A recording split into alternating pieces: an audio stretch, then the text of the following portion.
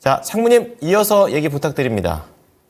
예, 다시 한번 말씀을 드리겠습니다. 1월 CPI, PPI가 예상치를 상회를 했죠. 그래서 기준금리 인하에 대한 기대가 많이 식었는데, 저는 지난 주말에 주요 인사의 멘트에 좀 주목을 해서 오늘 이 멘트를 중심으로 좀 설명을 드리려고 합니다. 지난 주말에 제임스 블러드 전 세인트루이스 연은 총재가 이미 코어 PCA가 3%를 하회하고 있는 상황에서 선제적으로 기준금리를 내려야 한다고 주장을 하면서 기존의 연준 인사들의 생각과 좀 괴리감을 보였는데요. 이 부분에서 주목을 해야 되는 이유를 말씀드리면 두 가지가 있습니다. 첫 번째는 기준금리를 선제적이고 점진적으로 내리지 않으면 대학적인 통화정책상에서 분명히 침체 가능성이 높아질 것이고, 침체가 닥친 후 연준이 한꺼번에 금리를 내리게 될 경우에는 기준금리 인하 카드만으로는 완화적인 통화정책이라고 반영하기 어렵기 때문이라고 설명하고 있습니다. 이게 과연 무슨 말이냐 하고 궁금해하시는 분들이 많을 건데요. 사실 오늘 제가 갖고 온 중립금리에 대해서 말씀드리면 좀 이해하기 쉬울 것이라고 생각합니다. 중립금리의 정의는 다음과 같습니다. 경제가 완전 고용과 목표치를 달성한 안정적인 인플레이션을 유지하는 상태에서의 단기금리를 의미합니다. 그런데 이거는 사실 실제 존재하는 금리는 아니에요. 현재 미국을 포함한 각 국가별 경제적 특성을 감안해서 표출되는 금리일 뿐이고, 연준 등 중앙은행에서 목표로 삼는 금리 수준은 아닙니다. 그리고 제가 지금 말씀드리는 중립금리는 명목 중립금리입니다. 즉 인플레이션을 감안한 금리이고요. 이것을 사실 추세적으로 관찰하기는 좀 힘듭니다. 왜냐하면 이것은 아까 말씀드렸듯이 실제 존재하는 금리가 아니기 때문입니다. 여기서 중립금리는 두 가지로 나눠서 설명을 드릴 수 있겠는데요. 처음엔 이상치, 그러니까 장기 중립금리를 말씀드리는 거고, 그리고 두 번째는 현실 중립금리, 그러니까 현재 중립금리 수준을 말씀드리겠습니다. 먼저 이상치에 대해서 말씀을 드리면, 적어도 저희는 연준 위원들이 생각하고 있는 이상적인 명목 중립금리를 매 3개월마다 FOMC 점도표를 통해서 확인할 수가 있습니다. 점도표의 맨 오른쪽 부분이 장기 기준금리 수준이거든요. 이 장기 기준금리는 바로 긴축도, 완화도 아닌 완전 평형 상태에서의 금리입니다. 점도표에서 보통 중간값을 기준으로 해석을 하죠. 그래서 가장 최근, 그러니까 작년 12월 점도표 기준으로 보면 중립금리는 약 2.5%로 지금 보고 있습니다. 그러면 과연 이 중립금리 하는데 이 중립금리는 어떤 역할을 하느냐에 대해서 궁금해하시는 분들이 많으실 겁니다.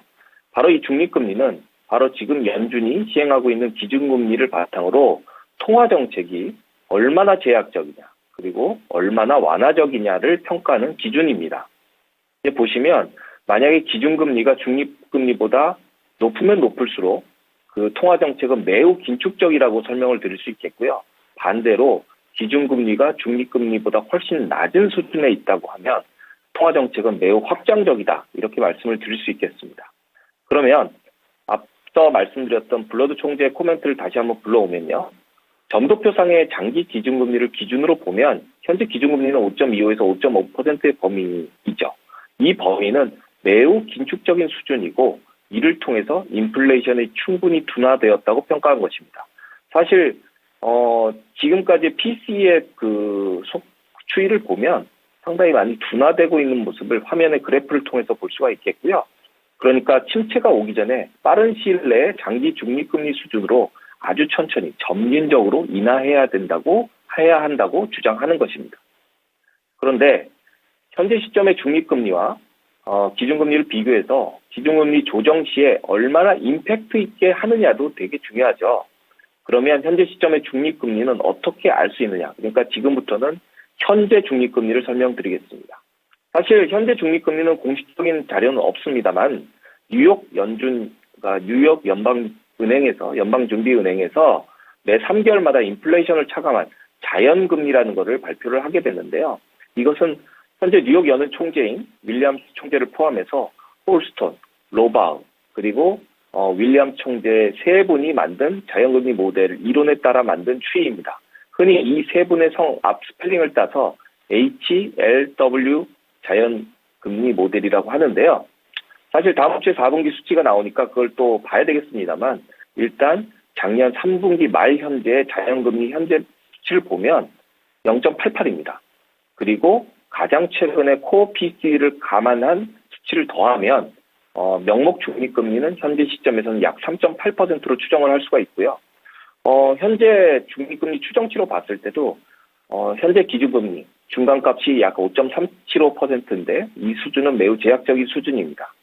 이것은 연준위원들이 금년 공통적으로 보고 있는 3회에서 4회 인하를 감안했을 때는 현재 시점의 중립금리 수준과 금리 인하 후에 기준금리가 매우 비슷하게 맞춰질 수 있다는 점에서 합리적이라고 볼 수 있겠습니다. 즉 다시 설명하면 3회에서 4회 정도 인하할 때 4회를 기준으로 보면 100bp를 인하하는 거잖아요.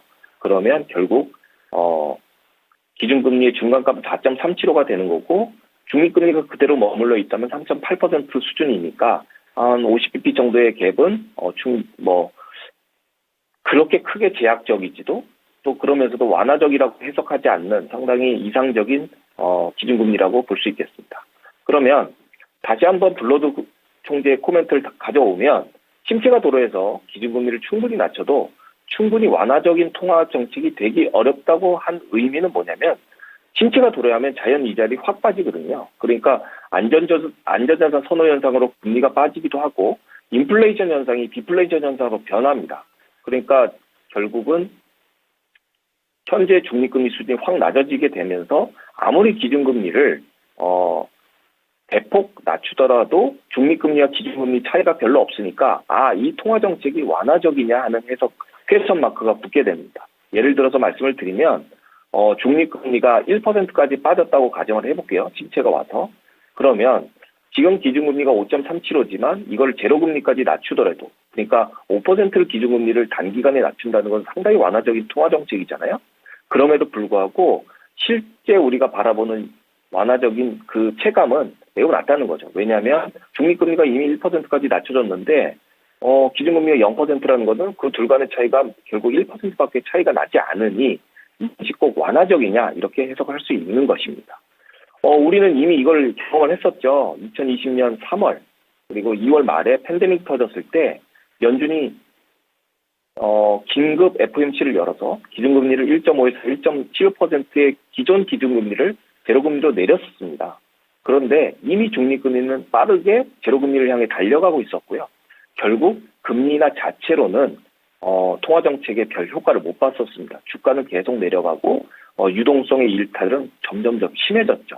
결국 3월 말에 무제한 양적 완화, 그리고 회사채 매입, 그리고 재정정책이 어우러지면서 금융위기를 해결한 적이 있었습니다. 결국 기준금리를 점진적으로 내려야 된다는 합리적인 근거가 되는 거고요. 마지막으로 이제 평가를 하면 이번 1월 CPI가 추이가 아니라면 현재 중립금리는 장기 중립금리 수준으로 수렴할 겁니다. 물가도 충분히 잡혔다고 생각을 하고요. 우선 제가 현재 중립금리 그리고 장기 중립금리를 평가하는 것은 사실 시장에 별 도움이 되지 않습니다. 이런 것은 사실 레리 서머스 같은 대가가 말해야 효과가 있는 거고요. 다만 통화정책을 평가하는 측면에서 말씀을 드리면 현재 중립금리 그리고 점도표에 나온 장기 중립금리를 감안한 현재 기준금리는 충분히 제약적이다 이렇게 말씀드리겠습니다. 그리고 2회에서 3회 정도 내리더라도 현재 중립금리가 하락하고 있는 상황을 감안했을 때는 당장 확장적인 통화정책이라고 해석하지는 않을 겁니다. 따라서 현재 점도표처럼 금년 3회 인하가 인플레이션 압력을 주지 않으면서도 침체를 막을 수 있는 적정한 보험성 금리 인하라고 보고 있고 결국은 한 3회 정도 금년 인하하는 것이 타당하다고 봅니다. 네. 자, 아주 긴축적인 현재 상황이다라는 것을 재확인해 봤습니다. 자, 그럼 이어서 FOMC 의사록에 대한 부분입니다. 이제 공개는 됐지만 사실 내려가는 부분 어떤 지표와 관련해서는 아직까지 좀 더 견조한 흐름들이 나오고 있기 때문에 이 부분을 좀 더 봐야 되는 부분. 그래서 금리 인하가 계속 뒤로 좀 밀리고 있는 그런 상황입니다. 이번 의사록을 통해서 우리가 알아봐야 될 부분들, 이제 내용보다는 우리 상무님께서 어떻게 평가하셨는지 그리고 이제 결과 중심으로 설명 부탁드리겠습니다. 네, 일단은 연준의 양대 목표는 고용 및 물가 안정이고요. 그리고 지난 1월 회의 직후 기자회견에서 파월 의장이 말씀드렸던 부분은 인플레이션이 확실히 목표치를 향해 하락하고 있다는 증거를 더 수집해야 된다는 거였거든요. 결국 물가에 대한 부분입니다. 그래서 간단하게 몇 가지 좀 짚어보면요. 먼저 현재 통화 정책에 대한 평가는 현재 통화 정책이 매우 제약적이고 이것이 경제 성장과 인플레이션 둔화 압력에 주고 있다라고 보고 있습니다. 그리고 물가 측면에서는 작년 하반기에 물가 상승 정도가 상당히 완화가 되었지만 여전히 목표치보다는 상당히 높다. 결국 이런 높은 인플레이션은 가계 경제에 큰 부담으로 작용하고 있다. 이렇게 말씀을 드릴 수 있겠고요. 마지막으로 고용 측면에서 보면 제가 몇 번 졸트 그 해석을 통해서 말씀드렸지만 노동시장의 공급과 수요가 점점 균형을 맞춰가고 있다. 이렇게 평가를 하고 있습니다. 그래서 만약 이 향후 통화 정책의 결론을 보면 연준 위원들은 이번 긴축 사이클에서 현재 기준금리 수준이 정점이라는 것은 상당히 동의하고 있습니다. 그런데 시장에서 기대하고 있는 조기 기준금리 인하에 대해서는 대부분 참여자들은 19명 중에 17명 정도 된다고 합니다. 너무 일찍 내리는 것은 위험이 크고 향후 인플레이션 데이터를 보아가며 결정해야 된다고 강조하고 있습니다. 단 2명만이 현재 통화 정책이 매우 제약적인 상황이다. 이렇게 되면 침체를 우려하고 있다. 이렇게 지적하고 있고요. 결국 이번 FOMC의 결론은 통화 정책은 당분간 그대로 긴축 정책을 유지할 것 같습니다. 오늘 제가 언급을 하지 않았지만 사실 QT에 대한 내용도 있었는데요.